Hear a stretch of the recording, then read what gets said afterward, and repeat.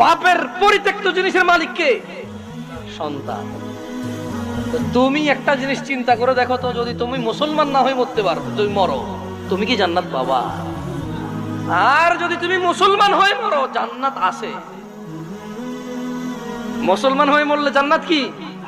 যেমন তোমার বাপ তোমাকে ঘরে জায়গা দিবে না বলে, তুমি জেঠার ঘরে চাচার ঘরে যে আধা ঘন্টা 1 ঘন্টা 2 ঘন্টা থাকো, নানার বাড়ি যদি 2 দিন বেড়াও, তোমার মা আয়সা দিয়ে যায়, খালা আয়সা দিয়ে যায়, থাক করে মারিয়েন না, আর করবে না।